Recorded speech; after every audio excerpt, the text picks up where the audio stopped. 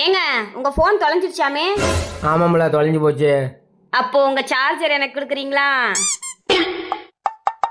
சரி சரி, போன் காணாம போயிடுச்சுல, போலீஸ் ஸ்டேஷன்ல போய் கம்ப்ளைண்ட் பண்ணலாம்ல? கம்ப்ளைண்ட் பண்ணிட்டோம்ல, வெளியே வந்து பார்க்குறேன் என் பைக்கு காணோம். சரிங்க, நடந்தது நடந்து போச்சு. கோயிலுக்கு போய் சாமியாவது கும்பிட்டு வாங்க.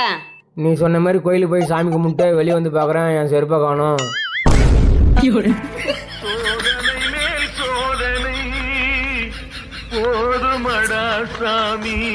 அடி மேல அடி விழுவுறதுன்னா இதுதானோ?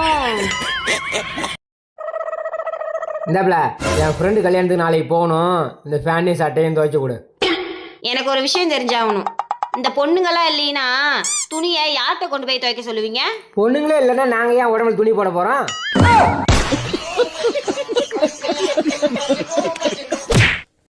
இந்த பொண்ணுங்க கல்யாணத்துக்கு அப்புறம் ஏன் தெரியுமா இவ்வளோ வாய் பேசுகிறோம்?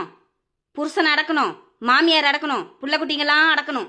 அதனால தான் இவ்வளோ வாய் பேசுகிறாங்க. ஆனால் இவங்க எங்களுக்கு கொடுக்குற பட்டம் வாயாடி. கல்யாணத்துக்கு அப்புறம் இந்த ஆம்பளைங்க ஏன் தெரியுமா அமைதியாக இருக்கிறோம்? நாங்கள் கத்தி பேச ஆரம்பித்தா குடும்பம் பிரிஞ்சிடும். ஆனால் இவங்க எங்களுக்கு கொடுக்குற பட்டம் இழிச்ச வாய்.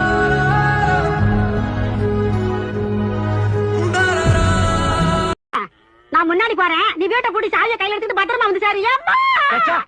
நிறுத்து. 3வது தெருவுல தான் சாவு. மணியில போய் கத்தி நிப்போம். என்னங்க, இன்னைக்கு ஞாயிற்றுக்கிழமை காலையிலேருந்து ராத்திரி வரைக்கும் என்ன சமைக்கணும்னு கரெக்டாக சொல்லிடுங்க.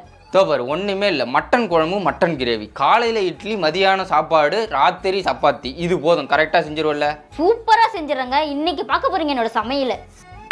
அப்படி சொல்றி. இன்னைக்கு என் பொண்டாட்டி சமைக்க போறாடா. இத்தனை நாள் நான் ஹோட்டல்ல சாப்பிட்டு என் நாக்கெல்லாம் செத்து போய் கிடக்கு. இன்னைக்கு என் பொண்டாட்டி சமையல சாப்பிட்டு அப்படியே. என்னங்க, சிலிண்டர் காலி ஆயிடுச்சு, இன்னைக்கு நம்ம ஹோட்டல்ல சாப்பிட்டுக்கலாம். சிலிண்டர் காலி ஆயிடுச்சு? ஏமா நீ சமைச்சு நான் பார்த்ததே இல்லை, எப்படிமா சிலிண்டர் காலியாகும்? இந்தாமா. ஏம்பல, உன் தங்கச்சி வீடு கட்டணுமா? ஒரு 5000 செங்கல் அனுப்பு. அதையே என்கிட்ட வந்து கேக்குறீங்க? நீ தான் கல் நெஞ்ச காரியாச்சா?